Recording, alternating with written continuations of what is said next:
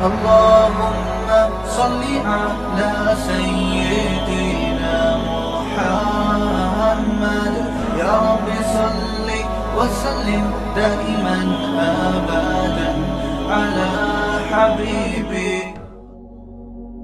تمیز کی چائے ملنا جو ہے نا یہ اتنا مشکل کام ہے. میں بھی پشاور گیا, ہمارے میزبانوں نے چائے نہیں پیا کرو, میں پھر بار بار مجھے ڈر لگتا ہے کہ مجھے دیکھ کے چائے کے عادی نہ ہو جائیں آپ لوگ. ہم تو مجبوری میں چسکا لگ گیا, دوبارہ پتہ نہیں کب چھوڑیں گے اس کو. تو لیکن جب پیے تو تمیز کی پیے نا, شربت تو نہیں پیے نا وہ. میں بھی گیا, جہاں بھی جاتا ہوں ایک دفعہ چائے آتی ہے, پھر میں کہتا ہوں یہ مزہ نہیں آیا, اس کو یوں کرو, دوبارہ آتی ہے, پھر 3-4 دفعہ میں جا کے صحیح بنتی ہے. دیکھو چائے نہ پیا کرو, لیکن پینا ہے تو میں آپ کو بتا رہا ہوں ایسے بناؤ, آدھا پانی آدھا دودھ, اس میں اسی وقت چینی اور پتی ڈال دو, گڑ ڈال دو تو زیادہ اچھا ہے, پھیکی پیو تو اور زیادہ اچھا ہے. لیکن ہم تو میٹھا کھاتے ہیں, پیتے ہیں بھی ہیں, زیادہ نہیں پینا چاہیے, ڈاکٹر منع کرتے ہیں, لیکن اب بھاڑ میں جائے ڈاکٹروں کی ایسی کی تیسے. ڈاکٹر تو پراٹھے سے بھی منع کرتے ہیں. اور کیا, ہمارے گھر والوں نے ایک کلپ بھیجا, ایک ڈاکٹر صاحب لوگوں کو سمجھا رہے ہیں کیٹو ڈائٹ اور فلانا اور ایکچولی یوں کر کے نا. میں نے کہا یہ ڈاکٹر کی تحقیق بھائی بہت بہترین ہے, 2 پراٹھے چاہیے میرے کو ابھی. وہ اپنی جگہ ہے بھائی. اب رات میں نے آم پھوڑے ہیں, ڈاکٹر کہتے ہیں رات کو آپ لو کارب ڈائٹ لیں, کارب رات کو لینا ڈینجرس ہے. اب 64 آم آپ کو پتا ہے رات کو آیا, کھانا ہم نے کھایا ہوا تھا, 5-6 ہم نے پھوڑ دیے. مجھے بار بار وہ ڈاکٹر کا نا لو کارب یاد آ رہا ہے, میں پھوڑے جا رہا ہوں اور میں کہہ رہا ہوں ڈاکٹر تیری ایسی کی تیسی. ابے اتنا لذت اللہ نے اس میں رکھی ہے یار 64 میں. اس کے لیے یہ دیکھنا کہ ایکچولی ایک ڈاکٹر صاحب نے کلپ بنایا, مجھے ان کے کلپ پہ اعتراض نہیں ہے, بات صحیح کر رہے ہیں وہ تو میڈیکل سائنس ان کا تو کام ہے یہ. وہ کہہ رہے ہیں آم اگر آپ نے کھانا بھی ہو تو ایسے کھائیں, ایک آم اس کا 1/4 آم, ایک آم کو کاٹا اور اس کے ساتھ سیلیڈ, تاکہ جو اس میں جو گلوکوز ہے نا اس کا لیول کیا ہو جائے فائبر کی وجہ سے, اس کے ساتھ سیلیڈ میں پتے کھیرا ویرا ککڑی مکڑی یہ رکھی ہوئی ہے گاجر کے, اور ایک پھانک, اور وہ بھی چھلکے سمیت کھائیں تاکہ فائبر ملے. آم میں نے وہ ڈاکٹر کا میں خدا نخواستہ مذاق نہیں, وہ اپنے لحاظ سے لوگوں کو صحیح گائڈ کر رہے ہیں, بھائی میڈیکل سائنس تو یہی کہتی ہوگی, لیکن میں نے کہا یار یہ ڈاکٹر صاحب خدا کو مانو, اللہ کے مانو. اللہ میاں نے پاکستانیوں کو ایک ہی تو ڈھنگ, اتنی زبردست, میں نہیں کہہ رہا ایک ہی ڈھنگ کی چیز دی ہے, پھل فروٹ ہی تو یہاں کے پیدا. یہ آم آپ دنیا میں کہیں جا کے کھا لیں آپ کو یہ ذائقہ نہیں مل, اتنے بڑے بڑے آم تو بہت ہیں, اندر ذائقہ ہی نہیں ہے. تو اتنا مزے کا آم ڈاکٹر صاحب, اس میں ایک چھلکا, وہ بھی چھلکے سمیت, تو ہماری بکری کیا کھائے گی پھر. تو ہم نے کہا پھوڑ دے یار, ہم نے طبیعت سے پھوڑے, پھر صبح آدمی تھوڑی ایکسرسائز کر لے. اچھا میرا تو ویٹ بھی چونکہ نہیں بڑھ رہا تو شاید مجھے کوئی ڈاکٹر اتنا منع بھی نہ کرے, لیکن صحت کا ضرور خیال کریں, لیکن تمیز کے دائرے میں رہ کے. ڈاکٹروں کو بہت زیادہ مسلط کرنے کی ضرورت نہیں ہے, سمجھتے ہو کہ نہیں. لیکن ٹیسٹ ویسٹ کروا, ایسا نہ کوئی لڑک جائیں 2-4 لوگ اب آم پھوڑ پھاڑ کے شوگر ہو جائے ان کو, تو جو مرضی کرنا ہے کریں, ڈاکٹروں سے پوچھ کے کریں. میں تو آپ کو ایک عام کی بات بتا رہا ہوں کہ یار ہم سے اتنا زیادہ ڈاکٹروں کو فالو نہیں کیا جاتا. ڈاکٹر تو بیچارہ, ڈاکٹر تو کہتے ہیں ناشتے میں نا یہ انڈا. اچھا باہر ملکوں میں یہ ہوتا ہے ہر چیز پہ لکھا ہوا ہوتا ہے اس میں اتنی کیلوریز ہیں, تو ڈاکٹر آپ کے لیے ریکمینڈ کرتا ہے کہ آپ اتنی کیلوریز لے سکتے ہیں, 1500 2000 500 لوگ اس حساب سے کھا رہے ہوتے. کتنی بڑی ٹینشن ہے یار یہ. اس لیے میں آپ کو ایک دیسی میڈیکل سائنس بتاتا ہوں. صبح اٹھو, جاگنگ کرو طبیعت سے, دیسی طریقہ بتا رہا ہوں صحت کو برقرار رکھنا. صبح اٹھو طبیعت سے کیا کرو, دبا کے پسینہ نکالو اپنا, اس کے بعد نہاؤ. بھوک لگ رہی ہے تو کھا لو, نہیں لگ رہی ہے تو مت کھاؤ. پھر جب طبیعت سے بھوک لگے نا اس وقت کھاؤ آپ, سمجھ رہے ہو. اور اتنا نہ کھاؤ کہ ٹھونسنا پڑے, بس جب دل بھر گیا تو چھوڑ دو اس کو, ٹھوسو نہیں. اور پھر جب تک شدید دوبارہ بھوک نہ لگے اس وقت تک دوبارہ مت کھاؤ. اور سب کچھ کھاؤ. لوگ جائیدادیں کھا رہے ہیں نا, بہنوں کی وراثتیں کھا رہے ہیں, تو اگر آپ نے اس کے ساتھ انڈا مچھلی دودھ بھی شامل کر لیا تو کیا جا رہا ہے. سب کچھ کھاؤ, کبھی بریانی کھا لی, کبھی پلاؤ کھا لی, کبھی گوشت کھا لیا, کبھی انڈا کھا لیا, کبھی ایک ہی چیز پہ اکتفا, ساری چیزیں ملتی رہیں گی آپ کو. تو 40 سال تک تو یہ سیٹ اپ چلاتے رہو.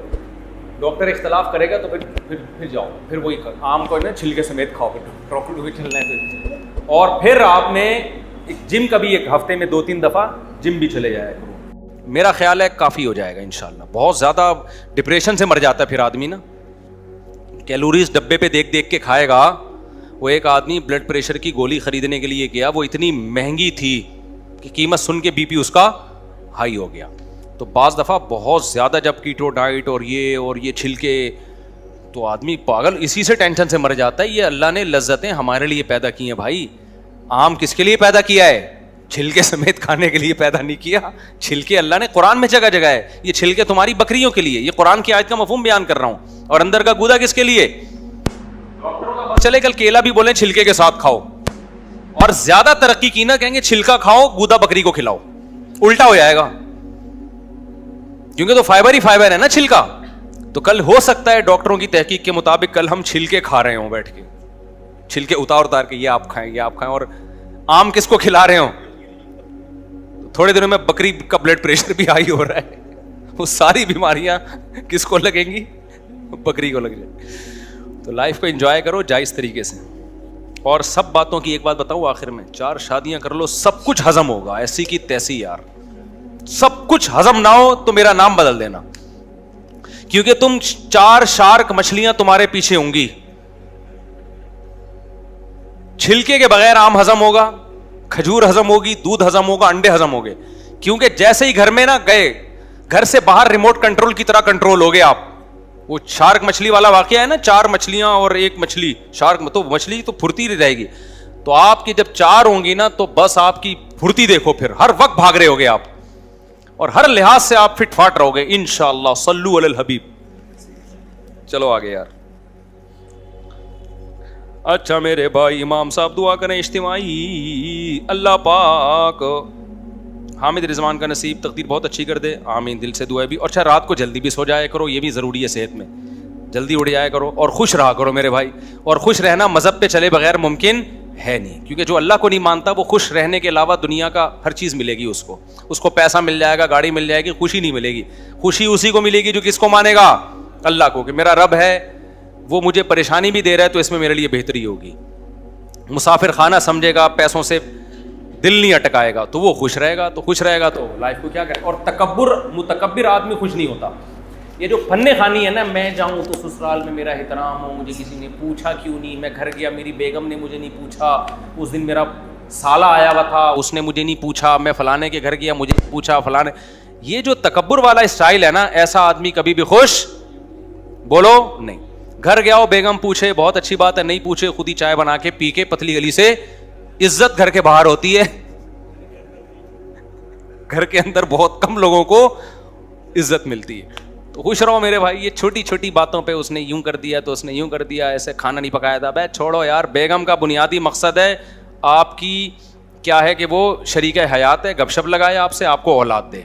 ये 2 काम अगर वो कर रही है तो बस बेसिक जिम्मेदारी पूरी कर रही है। क्योंकि अगर वो नस्ल रोकेगी ना, कल आपका घर आबाद नहीं होगा, कल बुढ़ापा आपका खराब गुजरेगा, आपको खुशियां नहीं मिलेंगी। समझते हो? तो ये बेसिक काम अगर कर रही है तो बस ठीक है। फिर बाकी सारे ऐब, अल्लाह करे बाकी ऐब ना हो उसके अंदर, लेकिन नहीं भी हैं तो गुजारा हो जाएगा। और यही अगर नहीं कर रही है वो, तो फिर मामला ख़राब है। अब लोगों के इन बड़े चीज़ों को नहीं देख रहे होते, लोग छोटी छोटी चीज़ों को देख रहे होते हैं। उस दिन वो आई थी तो फलाने को नहीं पूछा, इसने उसको नहीं पूछा, उस दिन चमुनी आपा आई थी उनके सामने चाय रखनी चाहिए थी। ये क्या है? ये छोटे, तो खुश नहीं रहोगे फिर। समझते हो? कुरान हिफ्ज़ कर रहा था वो उस्ताद, मुझे पहली दफ़ा में गुस्सा ना किया करो, पहली दफ़ा में आराम से समझाया करो।